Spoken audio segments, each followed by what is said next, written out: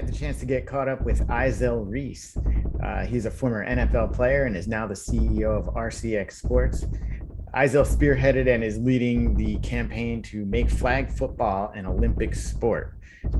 Los Angeles is going to be hosting the 2028 Summer Games, and flag football is on the short list of new sports for that year's games. So we talked about where the idea came from, how he created some support for it, and when a decision might come from the IOC about whether it's going to be in the 2028 Summer Games.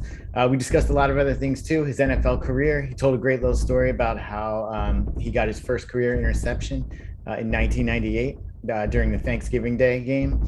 And then how he later became teammates with the QB that he picked off that day. So anyway, let's just get to it. Here's Izell Reese.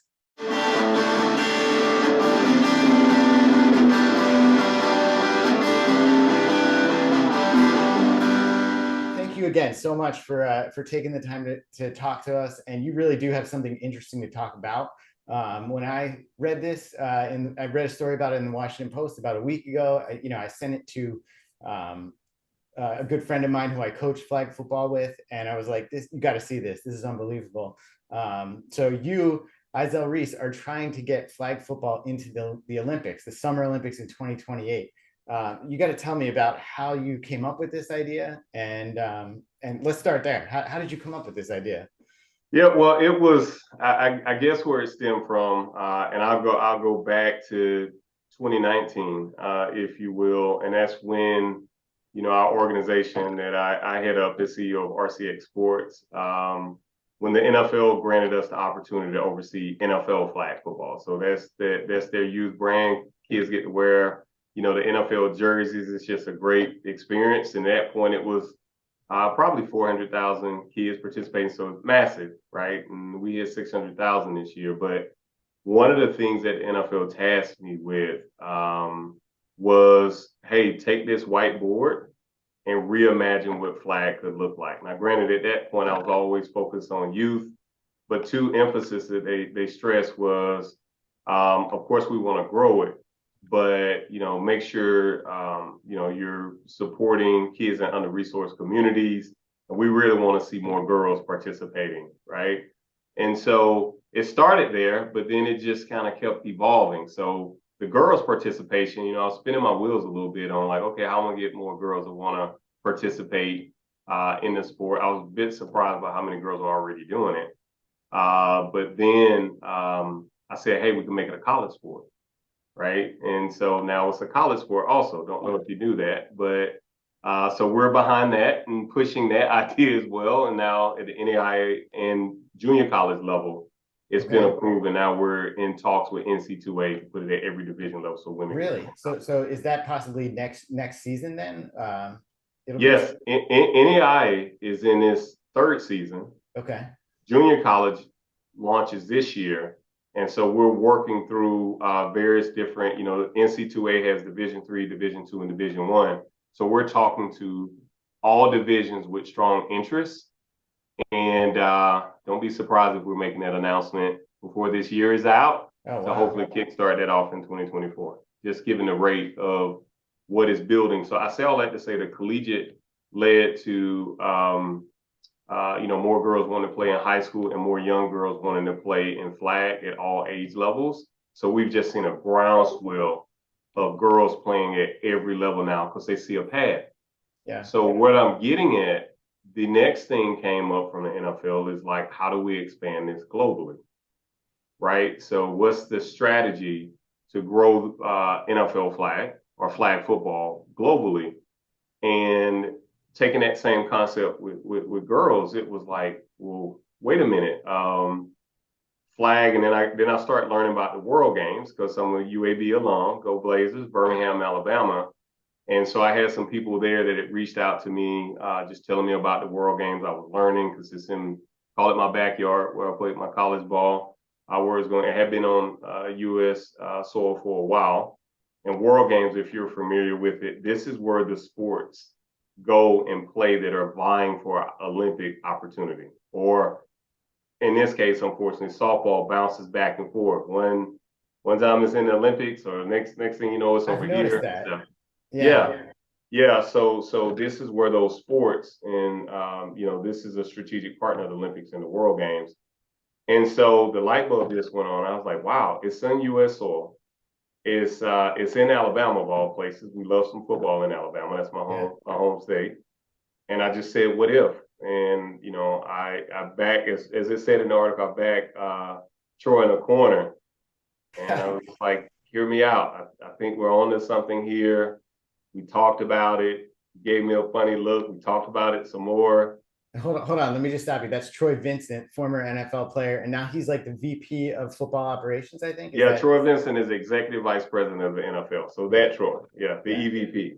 correct. Just So and he said, I like it. Tell me more, give me more. Talk to that World Games group, see if they would be interested. They said emphatically yes.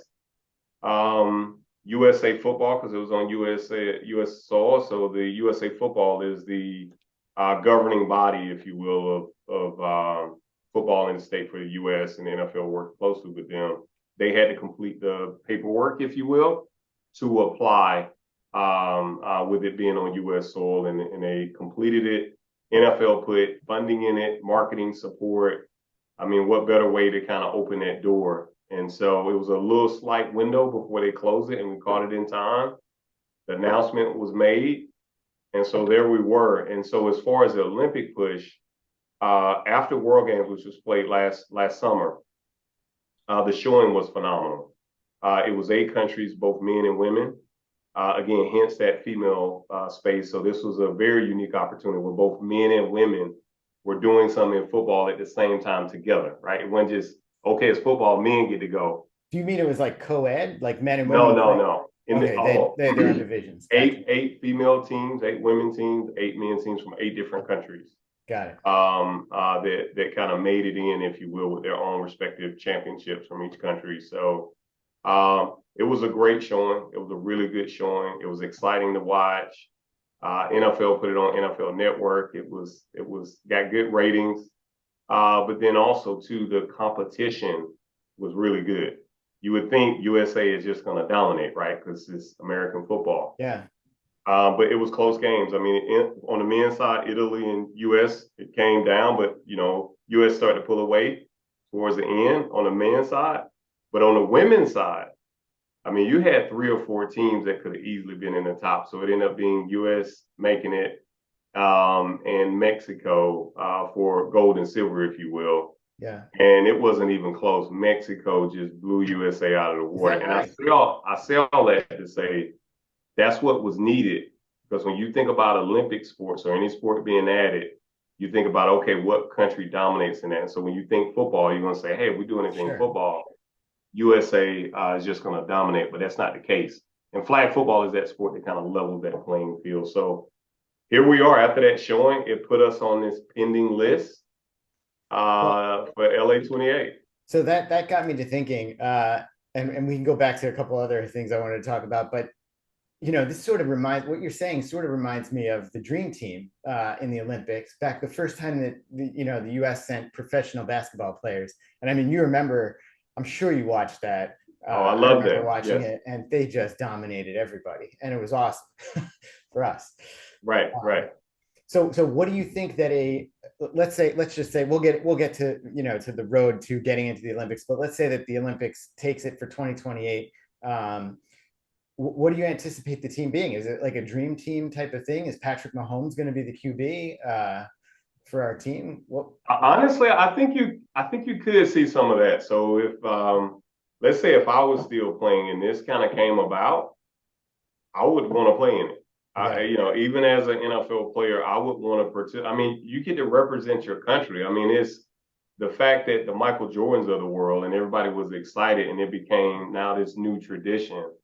I'd be shocked if it's not some high caliber NFL players that are trying to get a spot on that US team, or even some players that are from other countries, because that does exist within NFL, which is great. sure. That want to play, that want to play in it and represent the US, and try to medal and get a medal representing your country. I could see So that. let me just say, as a football fan, that would be amazing to see. That would be truly Yeah. amazing, right? To have like some of our best players going up. And how many are on the flag football field if we're in the Olympic? Would it be 6-on-6? Is that what it It's is? 5-on-5.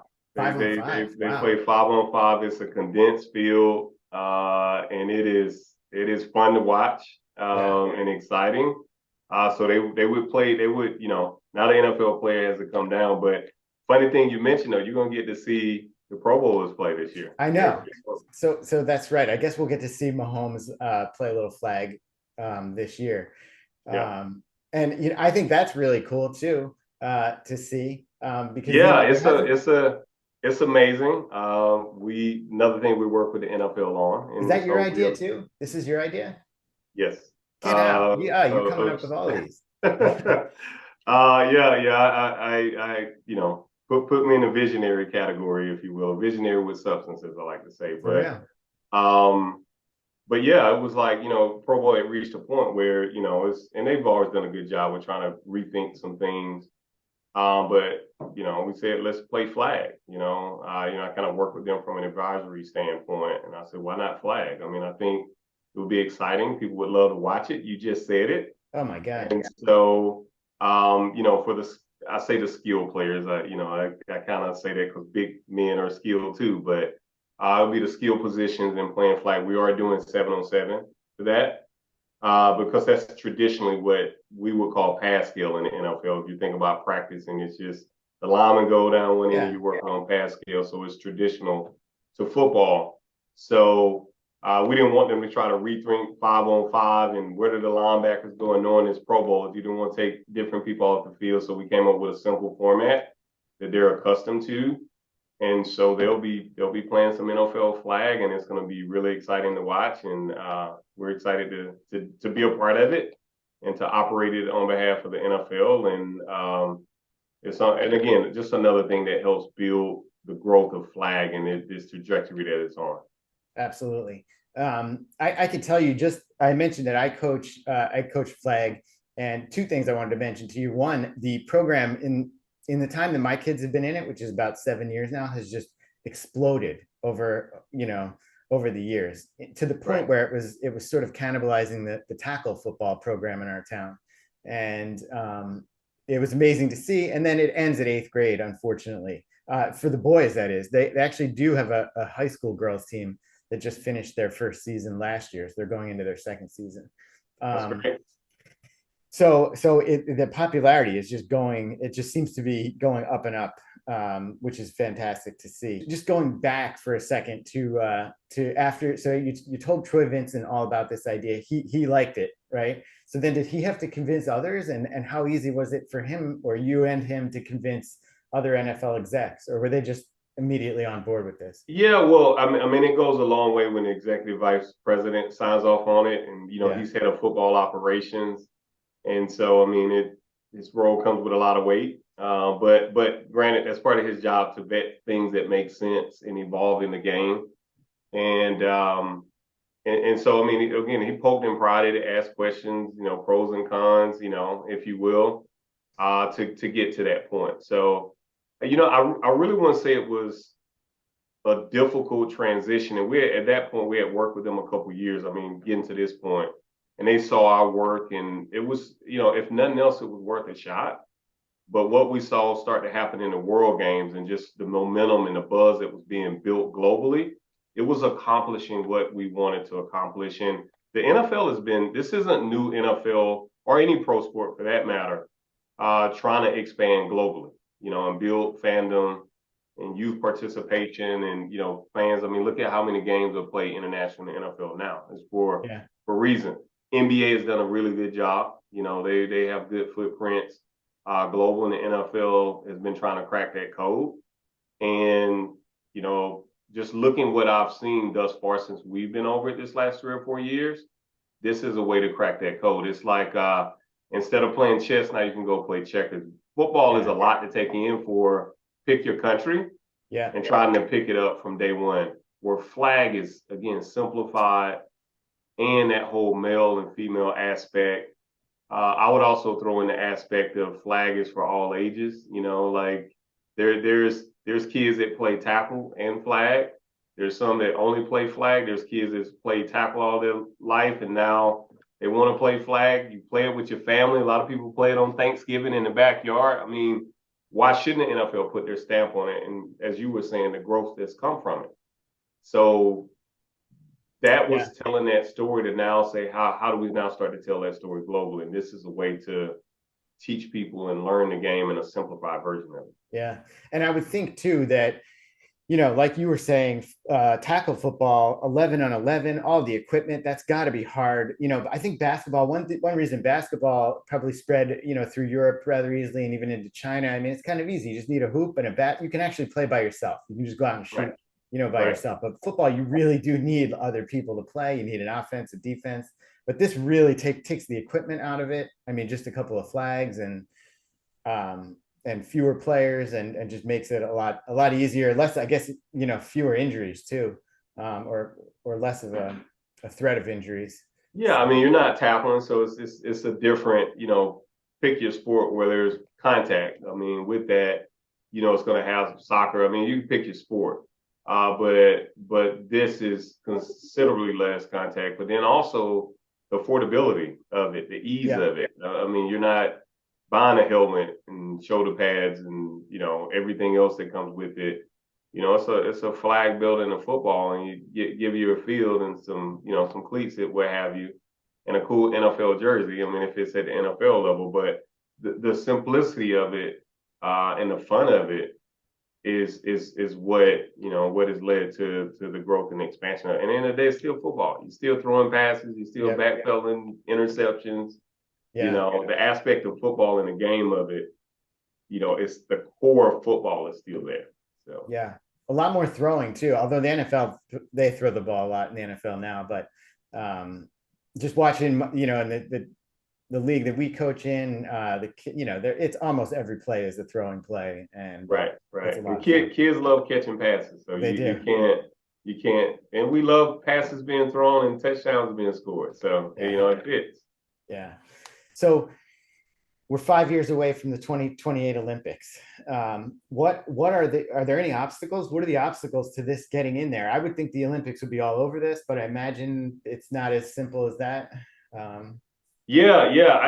Again, I think they're all over because it's on this pending list, right? It made the list of sports, and lacrosse is on that list. Cricket, I think, is on that list, and a yeah. few other sports. I think it's about 8 to 10 sports that are on this consideration list for LA 28.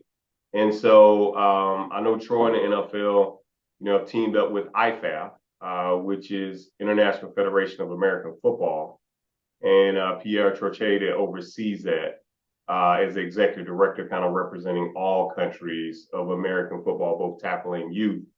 So it's that and global ambassadors that have been formed, to kind of just promote it, pitch it, if you will, because the decision hasn't been made this year. I think it's by September, if you will, or the fall, Okay. when a decision will be made in terms of those sports that are vying to get in or want to get in. I think they're going to make that decision this year. So we're in that window. And as far as every box being checked up to this point, it's been checked. And again, I think it helps that it's in, again, LA on US soil. Yeah. That can't hurt things, and it certainly does not hurt that the NFL is behind it. Yeah. So I think we're in a good spot. So we I feel like the hard part has been done, or the hardest part, and that is just kind of making this list and getting people to see that this is a realistic thing. And I think it's more so as a matter, is it LA 28 or is it the next Olympics at this point? Because it's going to happen. It's going to happen. Yeah. Just the groundswell of this sport and the fandom that they want to see. And is youth interested in it? Absolutely. Would adults play it? Absolutely. I mean, so the beauty of being able to show it's being played at all levels, the beauty of being able to show it's been played in multiple countries at a high level, that's the story that's being told and unfolding, right now. Yeah. So is there anything that flag football fans can do to like support this cause or help, sway the Olympic Committee to I, take the I sport? think you're doing it now, in Washington Post, which was, got excited about it. And Yeah. I think I think you can't stop a movement, and a movement requires people. And the more we call it band together that love the game of flag football, that helps. And so I think again, be it other countries, and I think that's what IFAF and all these countries coming together and all these different groups, that are behind it, supporting it. That only helps. I think that only helps, and that's what's needed. I mean, because if they know people are going to watch and see it, support it, show up, be excited about it, countries wanting to compete and feeling like they can compete and confident that they could potentially medal, those are the boxes that we're checking. And then, like I said, the Mexico showing was significant for that. Yeah. And beating US at it. I mean, that was a good thing in this case while we're trying to fight to get in. Yeah. I'm curious, have you heard from Drew Brees at all about this? I know Drew Brees is, first of all, he played flag football. I think he didn't even start playing tackle until he got into high school. And then Yeah. I think maybe since he retired, or maybe before he retired, he also started a flag league, I think, right? Yeah. Drew's had a flag league for some time, which is great to see. So we've had some conversations in the past. But I would also say Eli Manning, when he's talked about on some of the games, he also played flag first. Oh, really? Peyton coaches his kids in NFL flag in the NFL flag league. Russell Wilson has an NFL flag league. Tyreek Hill has an NFL flag league. Wow. DeAndre Hopkins, Donald Driver. So these guys are all into it. I mean, their kids are playing, they're coaching, they have leagues. So I So didn't know there were so many of these guys had their own leagues. That's amazing. It seems like they should probably just coalesce under the NFL. they are. They Oh, are. they are. Everybody I just rattled off those last 3 or 4 names are they have an NFL flag league. Got it. They're over. I got it. Okay. Yeah, so and some of that transpired, being a former NFL player, which I am beyond humbled to be in this position now to, the game that I love and had the fortunate opportunity to play at every level, to now sit in this seat to where I can make an impact on the game and give back to the game and introduce it to a kid for the first time or another country or a young lady playing in high school or college. I mean, that is I don't take my job lightly. I mean, I am humbled by this position that I'm in. And so one of the things in 2019 when the announcement was made, granting me the opportunity in our organization to oversee NFL flag, I immediately got calls from NFL guys. This is a brotherhood, fraternity, if you will. And I think guys got excited, players got excited, former and active. It's like, wow, this is pretty cool. One of our own is now overseeing an NFL initiative, in this case, NFL flag, and they were intrigued by it. And I just told them, and it was easy, probably one of my easiest sales, if you will. Yeah. And it's like you should start a league, and that became kind of the mantra because who better? I mean, the NFL and its 32 clubs are all a part of it, but I even have an NFL flag league in my hometown. I wanted to go home, so it's kind of cool to be able to go and run a program, not just go do a football camp, but I'm running a league in my hometown, which is a couple hundred kids playing in Dothan, Alabama, and I got to go home and they get to wear NFL jerseys and so forth and get the experience.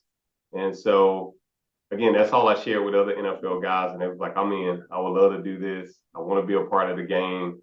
I love what flag and tackle stand for, but that's how we got there with those NFL guys want to be involved. Yeah. I mean, that's great. And you truly are, you are a change agent, it seems like, just reading up on you and everything you've had going on. So, I salute you for that. Um, Thank you. one thing I wanted to ask you about too is like looking out into the future of the NFL and of flag football, with all the talk around injuries and whatnot, and the potential for head injuries and stuff. I know parents, we talk about it. Myself and other peer parents in our town and flag football. It's a big reason a lot of kids got into flag because parents were concerned about injuries with tackle football. Do you like one day see the NFL kind of morphing into like just becoming flag football instead of tackle? Like the professional sport is flag football. And I mean, like, I don't see that happening anytime soon, but like 25 years from now, 30 years from now. I don't know. I mean, given the popularity and excitement and just growth of, I mean, we were just talking about the playoff games, and I'm sure the ratings were through the roof. I don't see the tackle game being replaced. To be clear, it's just going to continue to grow. I don't see that sport. I don't see hockey. I mean, pick your sport, just like going away or changing and evolving. That being said, and I commend the NFL for saying, hey, think outside the box. I do see elements where, call it, there's a world where it coexists, because it's football and everything we're seeing from Olympics to collegiate, to even some professional aspect of it, if you will, with the NFL rubber stamp on it, which people would just love. But I don't see it replacing the NFL and the traditional form of the game in tackle anytime soon. So, but sky's the limit for flag right now. If you take the trajectory of what we've seen the last 3 years, who knows where all of this goes? Olympics and beyond, to be honest. Flag playing at the youth level, adult level. We've gotten flag to a point. Don't be surprised if you see it on ESPN with the youth, like Little League World Series, because it's exciting to watch. So I think there's still a lot of work that we need to do in terms of growing this sport, and we'll continue to do it, but I don't see it replacing that. And you just said something that's very intriguing. You said a professional aspect to flag football. So do you think there'll be a pro league, a professional, like where people can get paid to play flag football at some point? I think so. If fans are willing to watch it, why not? I mean, look at how fast you've seen some of these other sports. Pickleball, let's call it that. Yeah. Out of nowhere. I mean, and people talk about the growth of pickleball and how exciting, how it just kind of. Well, I would say flag is a distant second. Just looking at just what we're seeing in the growth and expansion of it. Again, what's caught your attention, which is why we're here. Yeah, it's growing. I mean, it's scaling, and I think that door will continue to open, especially knowing that the NFL has a hand in it, because they're leaders in the pro sports fandom world for a reason. They think outside the box, and they're pioneers at what they do, and they're 100% behind flag and wherever it could go right now. So let me ask you this: Do you get to play flag football at all? Is it something you're interested in? Do you play? I get to coach. So you get to coach, but you don't ever get to play? Not yet. But I do get to coach, and I run around with my son a little bit. I love coaching it. I love being around it. My son is 11. He plays NFL flag for the local park and rec in our hometown. So I enjoy really coaching him and being that coach on the sideline and participating with the kids. So that's the hat I've been wearing right now. So more the coach than the player. But to your point, who knows? Yeah. So what position does he play when he plays flag? Receiver and defensive back. So he's pretty good at both. He's I had to give him the fist bump, and after I kind of saw him in action, he picked up the game really fast. But I think, excuse me, that's one of the things about youth too, because he's itching to play tackle. He wants to play someday, but the one thing, and again, I kind of stress not trying to replace it, but the alternative, either or both. And so in this case, I see him as both.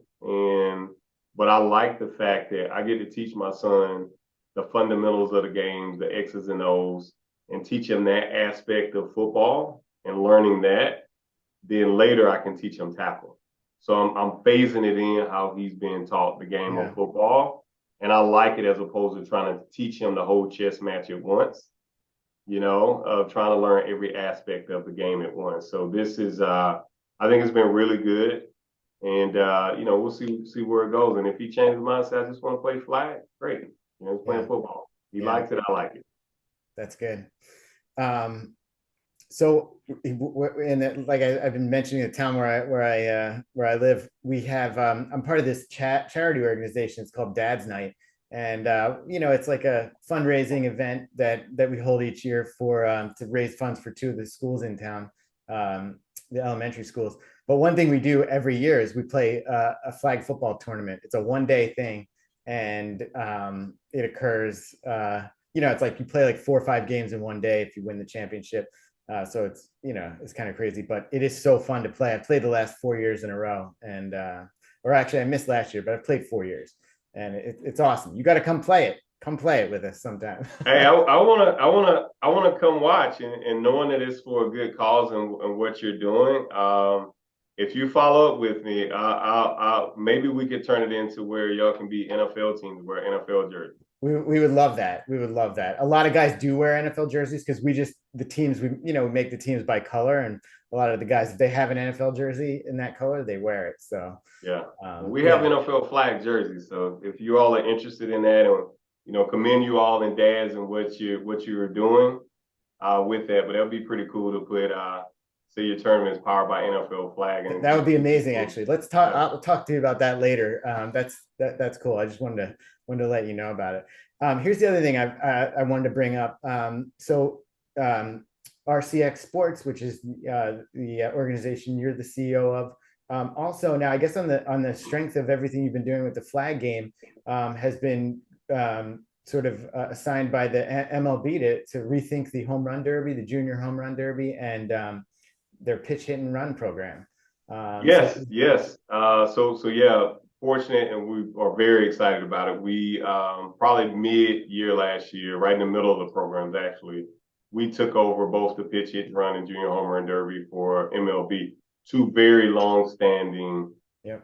event properties for youth, free, which is just amazing. So hats off to MLB, but we're really excited. And it was similar, like, hey, take these properties and reimagine them. Like, how do we grow them and expand it? And I was really surprised at how much they do and how many kids know about these two great programs that they're doing for kids. And then another thing that's very similar to flag as well, they have even a stronger emphasis now for both pitch and run and the junior home run derby of getting more girls involved. So these young ladies that play softball and making sure they get that experience too. And this for All-Star Weekend, speaking of the home run derby, it was amazing. It was kids that got to participate in that. They went through a local event and went to a regional event hosted by an MLB team, and then we were out in LA for All-Star Weekend. And here it is, they're hitting balls in Dodger Stadium.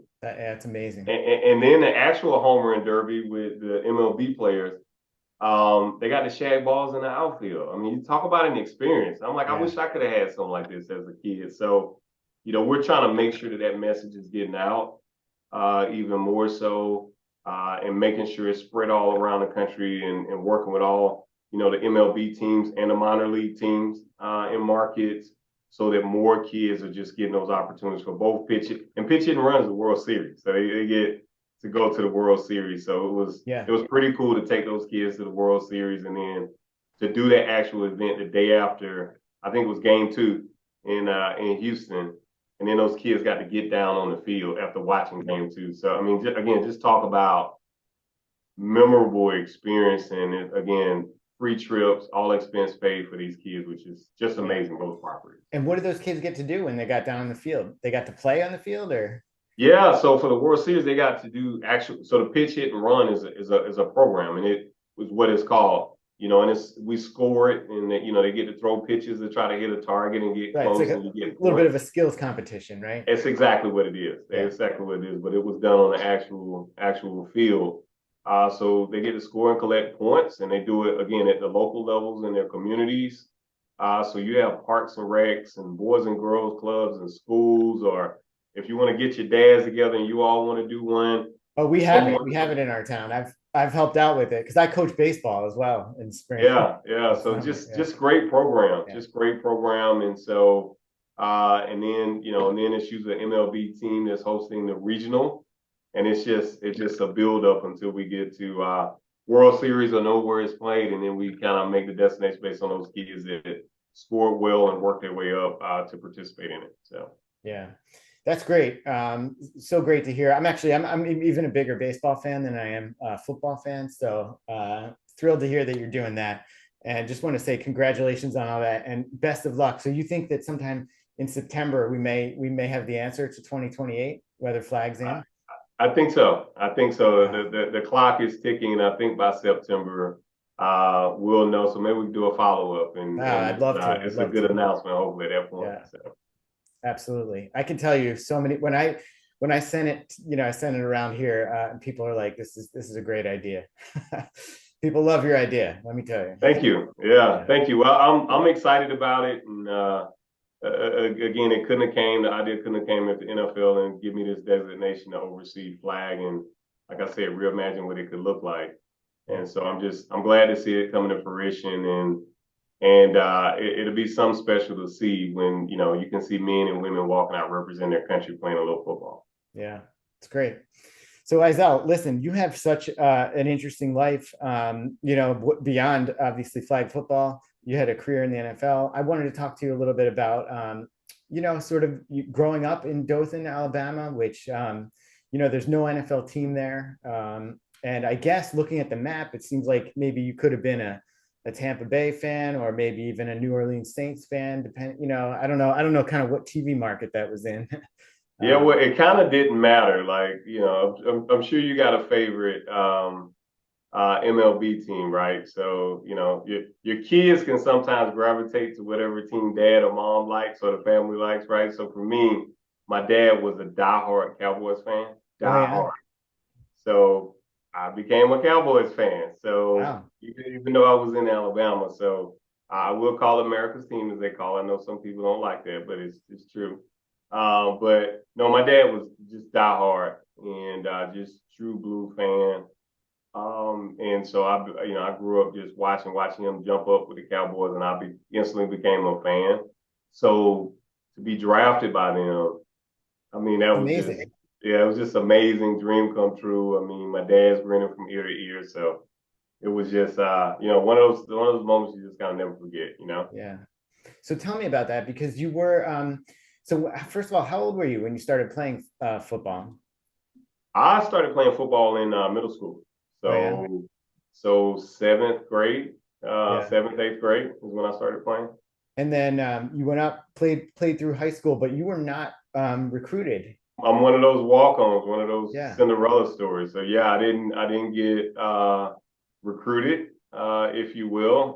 Played linebacker in high school actually, and was Wow. pretty good. I was, MVP and so forth, but I was a bit probably undersized for the position, but I could tackle. I was fast, and so you put your playmakers in places to make plays. So always loved defense, and so yeah, I graduated from high school. I stayed home for a year and trying to save money to either A, go to college or B, go into the military to help me pay for college. Trying to find a way out, if you will. And part of it was play. Obviously, I was passionate and wanted to play, but I wanted to go to college, and figure Yeah. that out. And I was about to go into the military, and then I got this phone call from my high school coach. His son, who was at Southern Miss at the time, and UAB was just starting their program. And his son transferred there, and he says, "This kid down here, you really should just talk to him." They talked to me, and they said, "Hey, we don't have a scholarship for you, but the coach spoke highly of him, and his son is now a quarterback. If you want to come up here, you can come." Obviously, I got to apply for the school and so forth. And I just looked at that as that opportunity to not leave myself with what if. And so, I said, I'm not going to go into the military. Again, I was getting ready to go. And I said, I want to give this a try. And, it turned out pretty well for me. So myself and a teammate had a great career, walked on, started, the program ended up growing because it was Division II at the time. So it was a small program. And it went from Division II to, they used to call it 1AA. They don't call it Yeah. that anymore. So the lower major D1s to Division I while I was there. So I played at three different levels and went from walk on to partial scholarship to full ride. And then in '98, myself and my teammate Dana Sidney got drafted by the Titans, and I got drafted by the Cowboys. We the first two players drafted to the NFL from UAB. Is that right? That's amazing. So Yeah. hold on one second. You're telling me that you essentially took a gap year, right? So you Yes. graduated and then you were, like you said, just about to go to the military, but essentially not playing football for a year. So Yes. you were off from playing football for a year. That is so hard to do, isn't that?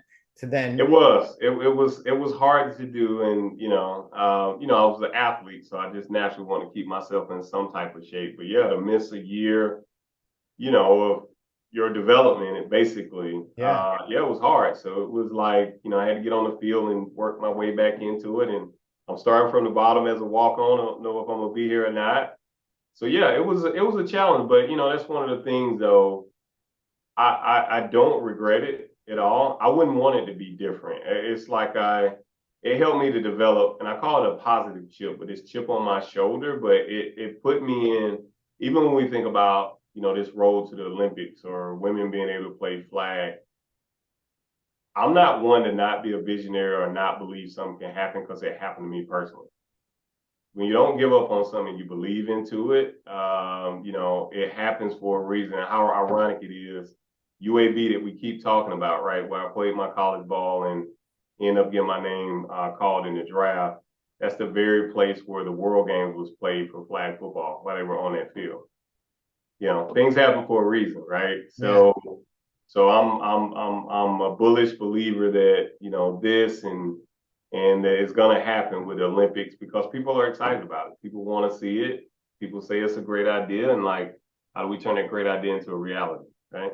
Yeah. So let's let's talk about then you go through your football career as you just mentioned, changing divisions as this program grows, and you're doing fantastic in it. Talk about draft night and then when you get drafted, or was it, what's that experience like for you? You must, and then like you said, your favorite team. That is literally is every little, you know, kid athlete's dream right there to get Yeah, yeah. drafted by their favorite team.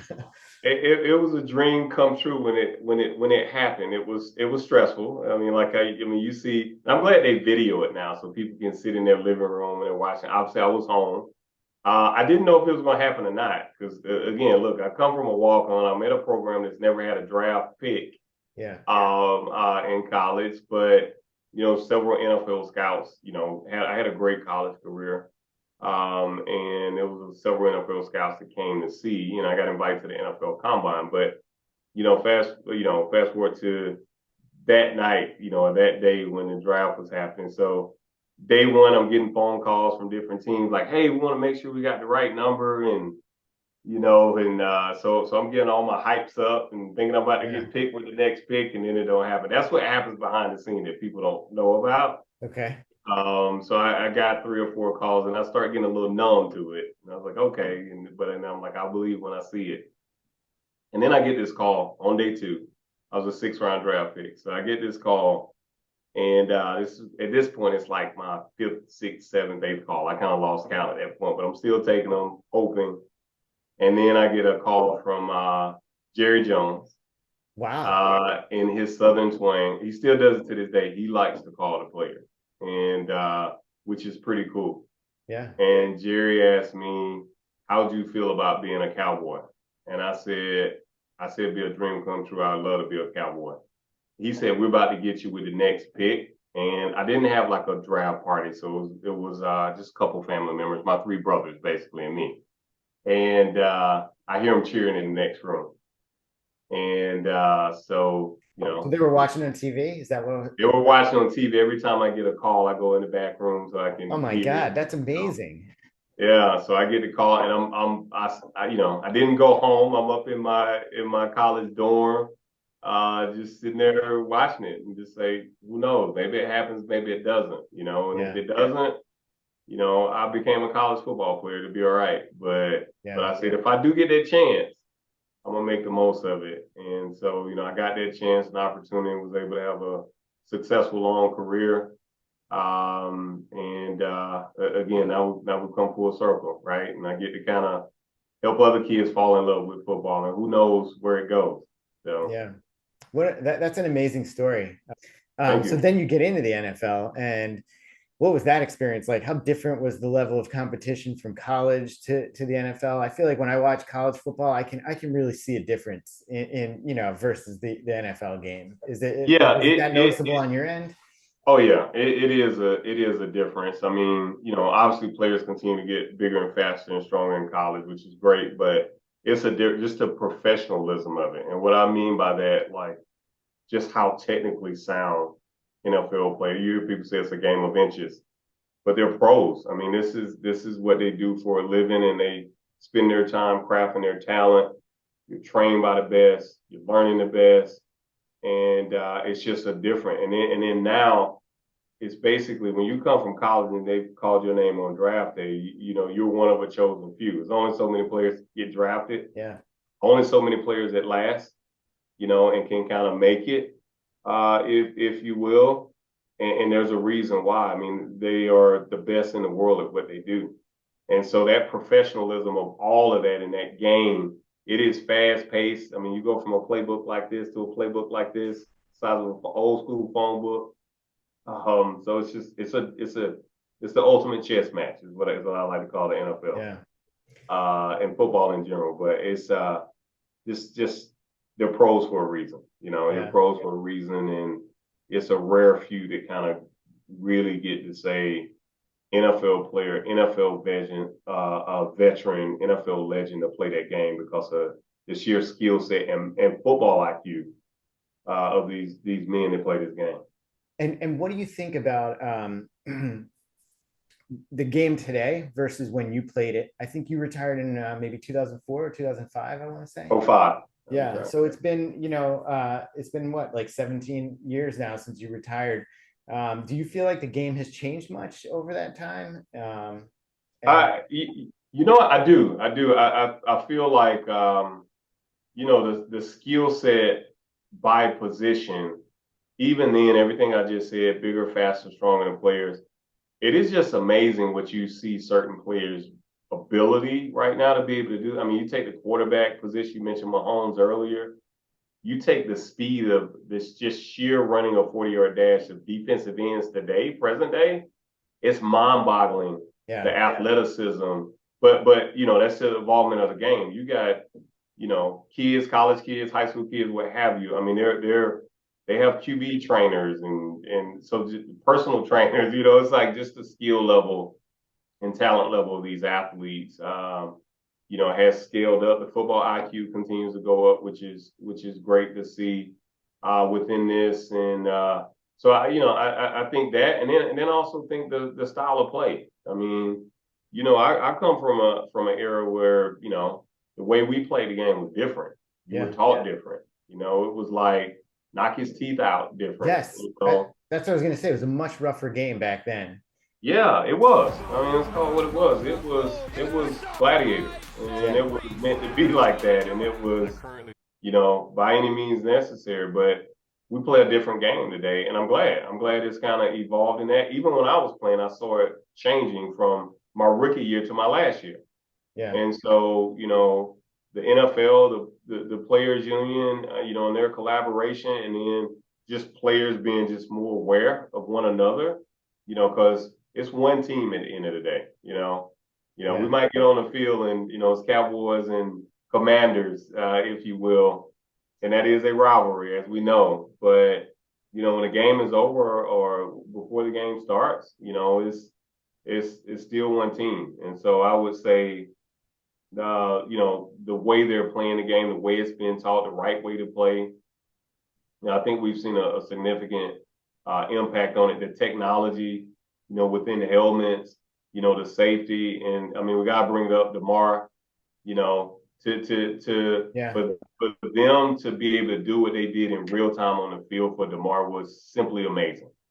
So just being conscious of the safety and wellness of those players, that obviously has evolved to a whole new level. And it's great to see.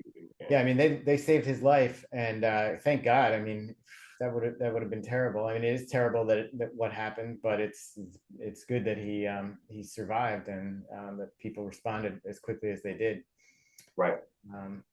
And you're talking about the technology. I noticed the helmets have changed so much in the years, probably since you played. And, I think back then they were always just one piece helmets, right? And now they've got like holes in them, and they're like, they're like shaped they evolve. I mean, you probably see my relic helmets I saw those behind me.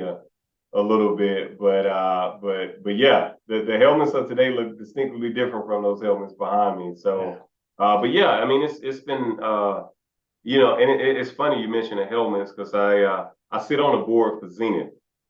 So Zenith spelled with the X is one of the uh, helmet manufacturers, one of the leaders in the space. And Okay. so it kind of puts me a little closer to it. And I'm just fascinated by how much goes into those helmets and technology and resources and certifications. And, Virginia Tech does this big study and you got to get this rating. And those helmets are 5-star rated. It's on every player within NFL and continue to go down at every level with that rating. So it's fascinating to see and just know how much is being put into every product that is from shoulder pads to helmets to knee pads, what you want to call it, that goes into the technology of products now, to make the game better. You Yeah. know. I'm surprised that more people don't talk about this, but I've noticed over the years, the size of the shoulder pads that players wear has decreased dramatically. I was just like the other day, I was scrolling on Twitter and a picture of Bo Jackson came up from, I don't know, it was like 1988, 89. It was a picture of him. And yeah, it was a picture of him the year that he rushed for over 1,000 yards and drove in 100 runs in Major League Baseball. And the shoulder pads were enormous, bigger than like anything a lineman today would wear.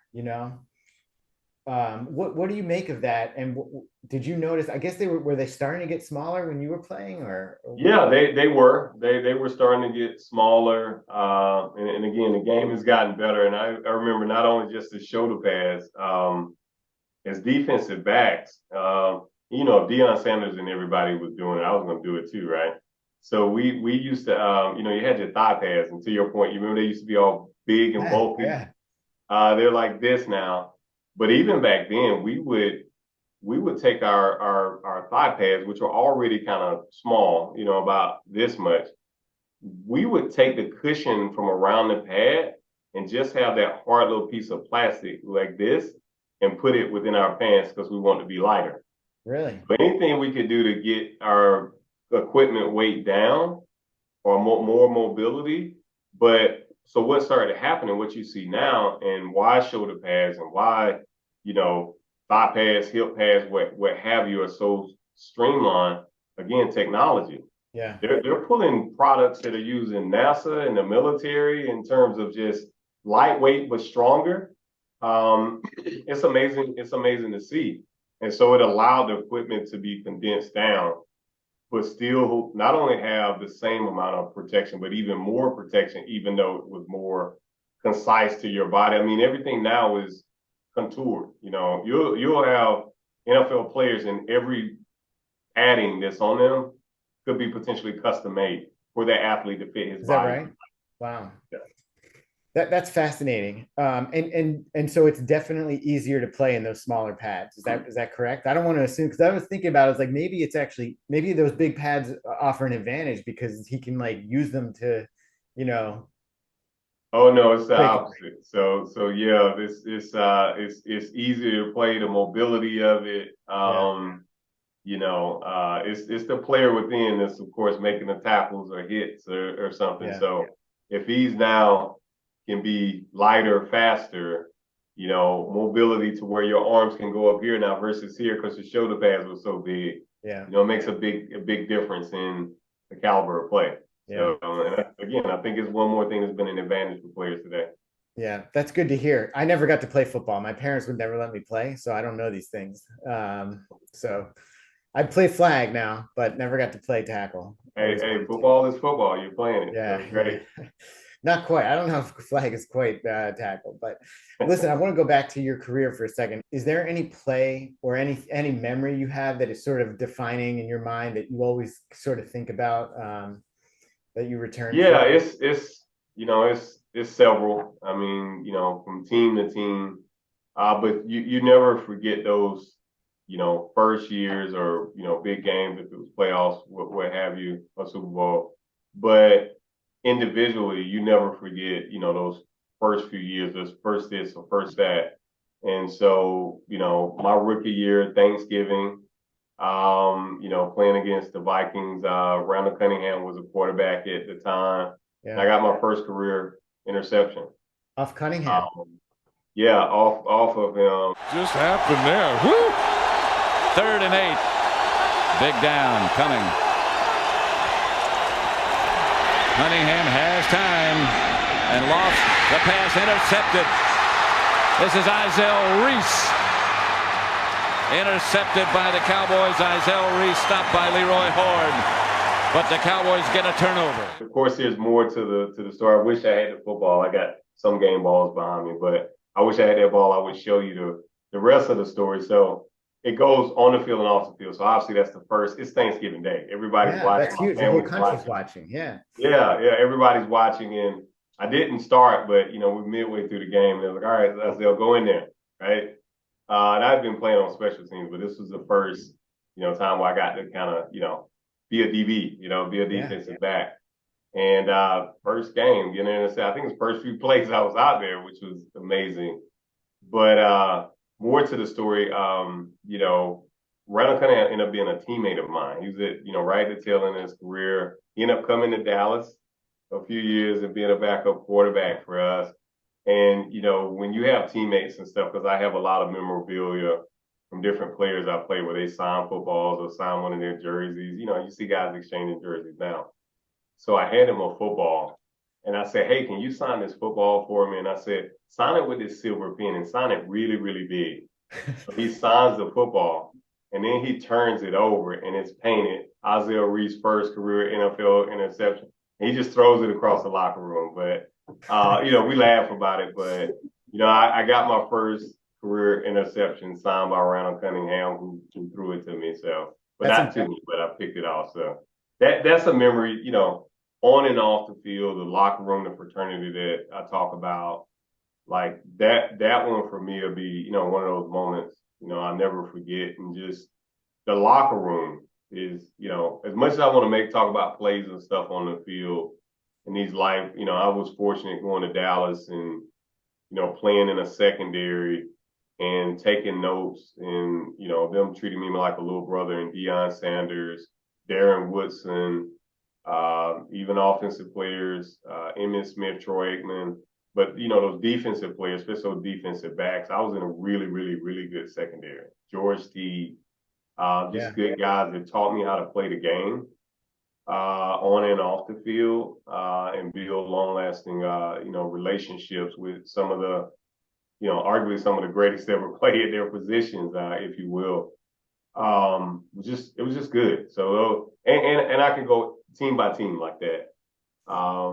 With players, coaches, and it's a ton of memories on field, but those relationships that you build. I mean, you can't, and it's at every level, high school, college, but the NFL.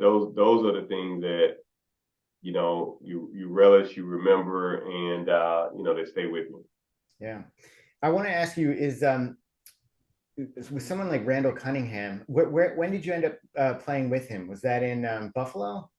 No, it was in Dallas. In Dallas. So it might have been 2000, I think. So a couple of years after that interception. Yeah, a couple of years after that interception. It wasn't that long ago because I was still in Dallas then. So I think it was in 2000 or 01. Yeah, I'm trying to remember. I forgot that he finished. I think maybe I can't remember where he finished, but he played forever. So I know, and so that's what I wanted to ask you. You must have watched him on TV when you were a kid, watching football, right? Yeah, I watched him. I watched Deion Sanders. I watched Troy Aikman. Yeah. As a kid playing in high school. Watching with my dad, cheering them on, and then they end up being teammates of mine, which is amazing. And so, what's that feel like when you're a teammate of one of these guys, or even more like when you get the interception off Randall Cunningham, the guy that you watched on TV, the ultimate weapon, It's hard. I can remember the first time as a rookie being drafted, going to Dallas and walking in the locker room for the first time. I can see it plain as day, opening that curtain and then just looking at the names on the lockers. I was like, I can't believe I'm here. You know, it's kind of so to your point, like all those moments. I got so many moments like that. I remember, again, because I had such a great secondary, I learned how to play every position. Started games at cornerback, free safety, strong safety. I could do a little bit of everything, but I learned from some really good ones. Yeah. I remember one year when I was playing cornerback, I moved from safety to cornerback and was, playing that a little bit as well. And I think I don't know if it was a preseason or regular season game. Here it is, it's Jerry Rice standing across from me that I'm getting ready to cover. Oh my God. So yeah, it's just people I grew up watching. Like I watched him Yeah. play my whole, as a kid, all through my career. And here it is now lined up against him. Again, it was at the tail end of his career, but I mean, it's surreal. I just can't. You Yeah. can't even put it in the words because it's an honor and it just goes back to saying, just the work I do now and meeting these people and really meeting them, because you kind of know people, you kind of know, but when you've been in the locker room, you really know those people. Sure. You get to know them and what they stand for, and even like you're talking to me and you kind of getting to know me a little bit or in my world. That it was just so motivational to do that and to have played with a lot of the greats and so forth of the game. And even now to get to meet so many different greats, being in this kind of NFL working relationship now, Yeah. it's just amazing. And not only the greats, but even the present day players. And Yeah. Russell Wilson calling me and saying, "Hey, I want to start an NFL flag league and I want to work with you on this." I mean, it's still happening. It's funny Yeah. how it's reversed.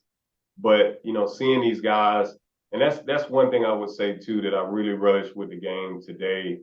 Pick your sport, but just the way players are more aware of their brand, aware of things off the field, wanting to work with kids, starting businesses, and it's just really cool to see just how sport and games and the the marketing power of players and them really taking advantage of it in the Yeah. stage while they're on it. I just love it. I'm fans of guys and how they do things, now, and how they go about their business and bring more value add and just being a player and how they relish being role models. It just continues to kind Yeah. of grow, and that helps future generation because now you have younger players because again, NIL deals now they're looking up and wanting to be smart about how they're doing things. And so they're setting a good standard, these active NFL players today and what they're doing. Yeah. I know you've got to get going. I know we're a little bit over time, but if I can just ask you a couple more questions here. Thinking about your career and even what you're doing now, and you coach. I'm curious what you tell younger players about about sticking it out, like when the going gets tough and that sort of thing. What do you say to those players? You know what? Each one is like a learning lesson, depending on what it is. And it's football and sport. I've always looked at it as those things that you can learn as a child to make you a better person, better leader, career things you can take off the field that you can't learn in a classroom. So like camaraderie, you might learn the definition, but you're not really going to, in a Yeah. classroom. Adversity, you can, sport can teach you some things that will stick with you. Uh, me walking on, that was adversity, right? Yeah. So going through things like that helped me to be a CEO. You Yeah. know, it helped me to be a leader. I oversee a lot of people. It helped me with initiatives and strategy and game plan. Playbook. You take that's why you use sports and cliches. You hear them all the time in business. But just what sport means. That's why I'm so glad about NFL flag and MLB that you mentioned, and I also work with NBA and NHL kind of across the board in some similar ways. Just what sport teaches kids, you cannot put a price tag on that. Granted, getting education, everything, all of that, you want to check all those boxes.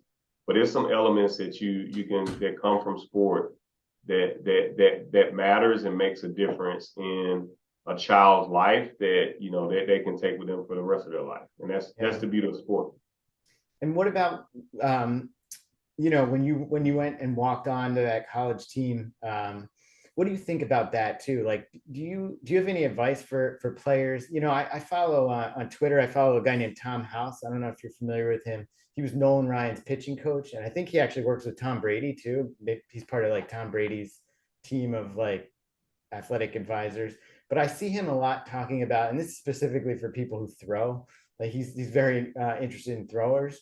But he talks about like how bodies don't stop maturing till like their mid 20s. And and I think he's talking to parents too about like not putting too much pressure on a kid to perform at 17, 18, because like their throwing capacity might not start maxing out till they're like 23 or 24, Yeah.